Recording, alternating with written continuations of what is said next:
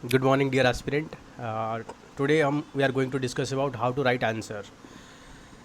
देखिए, बहुत सारे जो बच्चे हैं मुझे क्वेश्चंस आ रहे हैं, सर हम फ्रेशर हैं, हम क्या करना चाहिए, हमें कैसे आंसर लिखना चाहिए, नहीं लिखना चाहिए, तो आंसर लिखना है तो किस किस पैरामीटर पे, जो which of the parameter we have to give importance.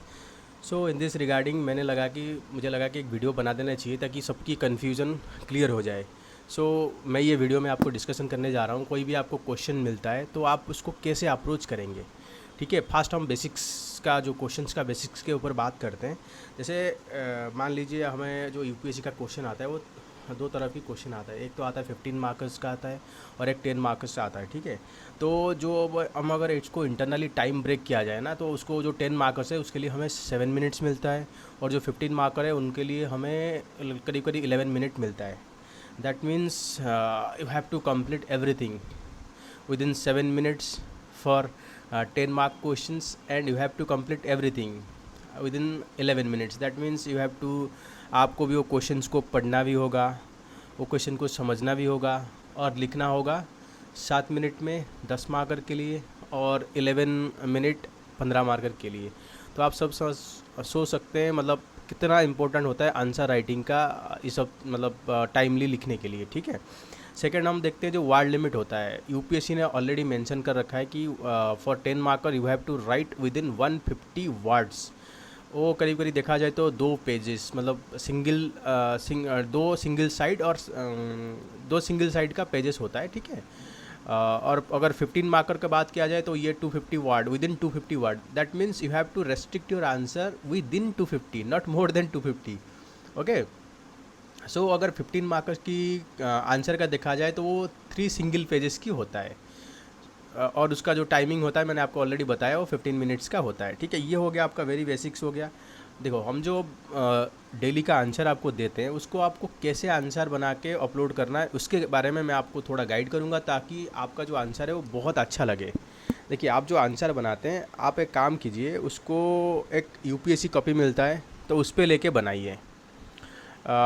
तो उससे क्या होगा ना, आपका जो आंसर राइटिंग का जो आदत पड़ जाएगी, जो मार्जिन में दोनों साइड मार्जिन रहता है तो उस पर लिखने का आदत पड़ जाएगी, और यूपीएससी कॉपी ऐसे ही रहता है, तो ये आपको बहुत अच्छा बेनिफिशियल होगा.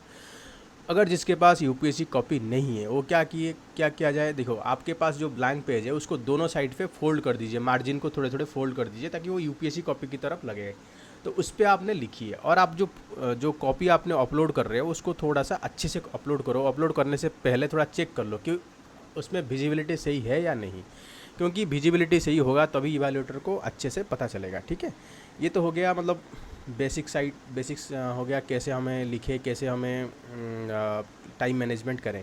अगर थोड़ा एडवांस की बात किया जाए, हाउ टू राइट, देखिए उसमें 2 कैटेगरी की जो कैंडिडेट्स आते हैं. कुछ कैंडिडेट्स होते हैं जो बिगनर होते हैं, उनको इतना आंसर राइटिंग का एक्सपीरियंस नहीं होता है, तो उनके बारे में मैं यही बोलूँगा कि आप अगर बिगनर हो, आपको इतना आइडिया नहीं है, जो सब्जेक्ट नॉलेज है, जो स्टैटिक नॉलेज है, इतना नॉलेज नहीं है, तो आप कैसे आंसर राइटिंग करें.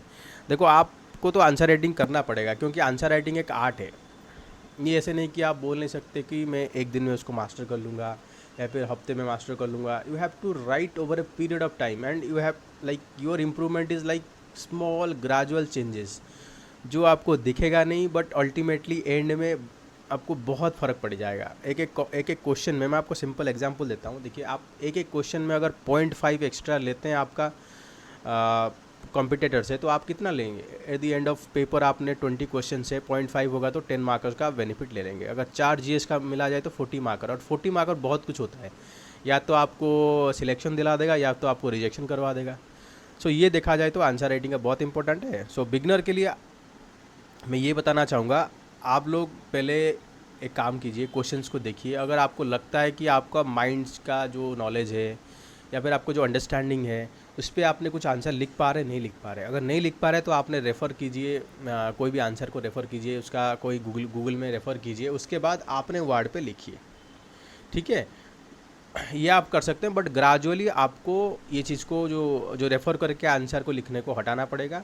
ग्रेजुअली आपका खुद का आंसर राइटिंग कैपेबिलिटी डेवलप करना पड़ेगा. ठीक है, तो ये हो गया अपना बिगनर के लिए. और सेकंड कैटेगरी में आते हैं जो लोग सब्जेक्ट नॉलेज, जो स्टैटिक पेपर है उसको अच्छे से पढ़ चुके हैं, 1-2 अटैम्प्ट दे चुके हैं, तो उनके पास काफ़ी नॉलेज है, ये तो मैं मानता हूँ उनके पास काफ़ी नॉलेज है, बहुत कुछ वो लिख पाते हैं, बट थोड़ा सा उनको लिखने का आइडिया नहीं पता होता है।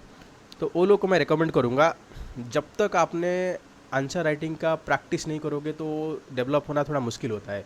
सो आप लोग instead of like searching in Google और other model answer, first try to write in your copy. So and हमें वो भेजिए, तो हम उसको इवालुएट करके आपको सेंड करेंगे। उसके बाद आपने जो मॉडल आंसर हम अपलोड करते हैं, थोड़ा डिले हो रहा है यानी कि, बट कोई इशू नहीं, हम टाइमली अपलोड उसको कर देंगे, तो उसको रेफ़र कीजिए।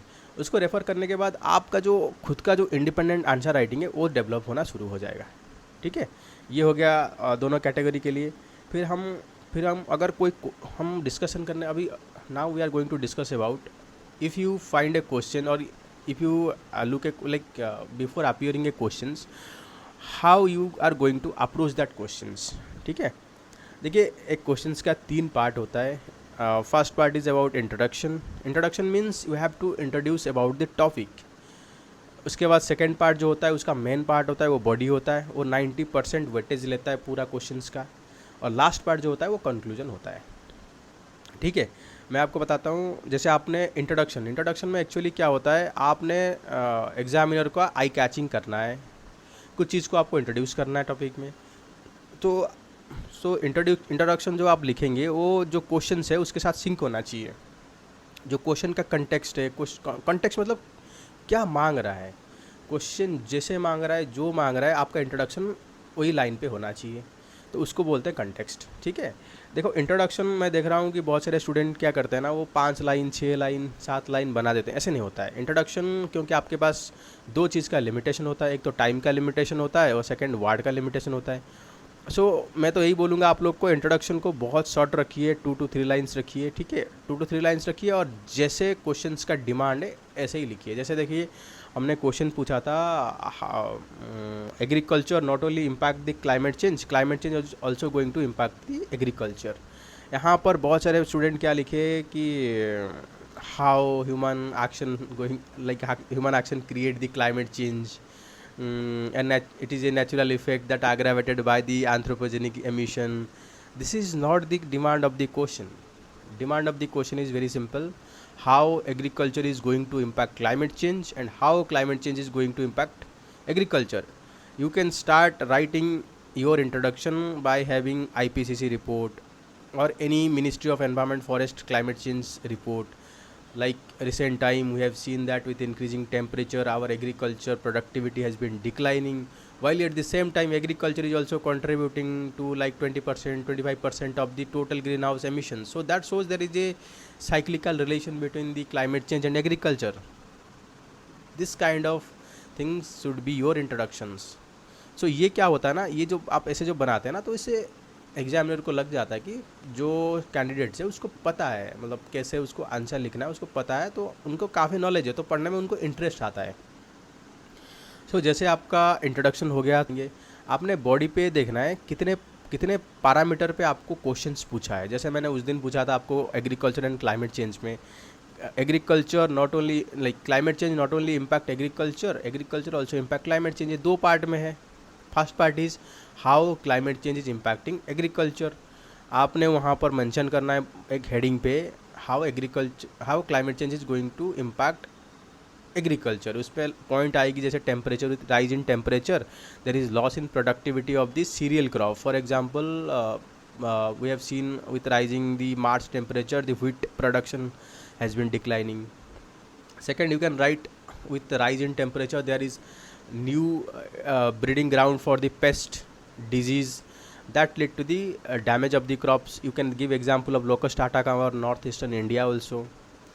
Same thing with climate change, the input to the agriculture is going to reduce. For example, with climate change there is also reduce in the availability of the water and the nutrient of the soil.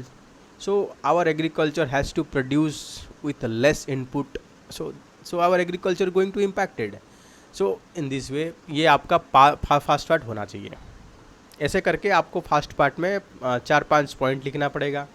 फिर हम आते हैं second part में। Second part में क्या question का demand है, how agriculture is going to impact climate change. ठीक है, तो यहाँ पर आपको एक हेडिंग बनाना है, हेडिंग को बॉक्स में रखना है, how agriculture is going to impact the climate change.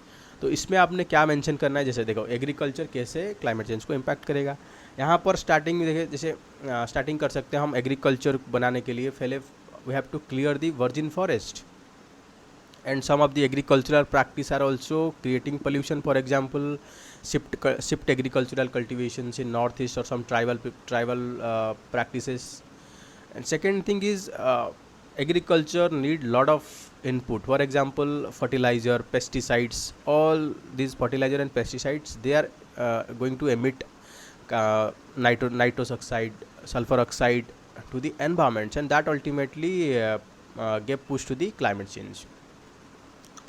Same thing also, like in agriculture we are also using the irrigation. Now we have seen that the water table has been declining in some part or other. So with declining the water table, the need for more powerful pump is also needed.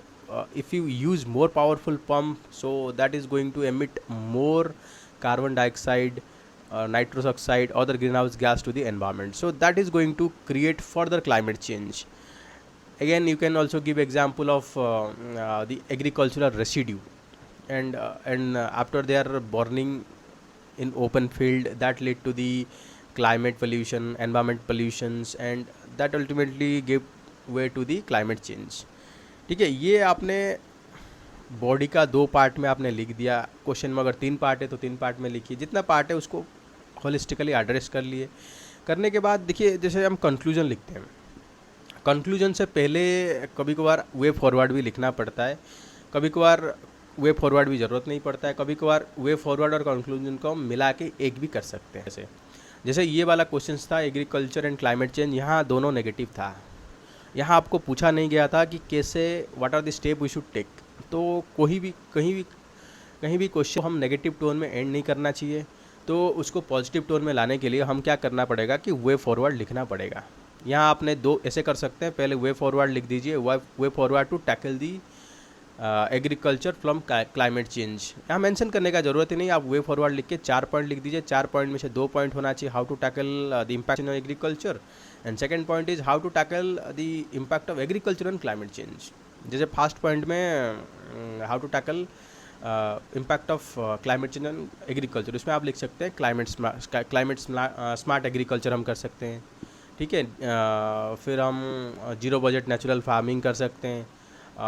We can go for precision farming, scientific farming, technology based farming, like use of advanced drone sensor, so that we can have intense monitoring of the crop and take timely actions. And second part में आप लिख सकते हैं how we can reduce the impact of agriculture on climate change. For that you can write 0 budget natural farming, परंपरागत कृषि विकास योजना, and so many traditional agricultural practices like Vedic farming. You can write vermicompost, integrated pest management. Then you can use like micro irrigations. So जो आपने way forward में ज़्यादा नहीं लिखना है, 4 पॉइंट लिखना है, और उनमें से कोई भी 4 पॉइंट आपने लिखना है, बट आपने प्रायोरिटी देना है, जो अच्छा पॉइंट्स को प्रायोरिटी देना है। ठीक है, तो ये आपको वे फॉरवर्ड हो गया। आपने वे फॉरवर्ड के बाद कंक्लूजन लिखना है। कंक्लूजन में वही लिखना है जो टॉपिक का रिलेवेंट है, और थोड़ा सा फ्यूचरिस्टिक होना चाहिए कि जैसे India is going to like our rising, we need to feed our rising population in future on the backdrop of the climate change. So for nutrition and food security, we need to integrate both climate change and agriculture, not to see them as a separate entity, rather it's a connected entity. So like it's a vicious cycle, we need to break that vicious cycle into virtuous cycle. You can write that in your conclusions.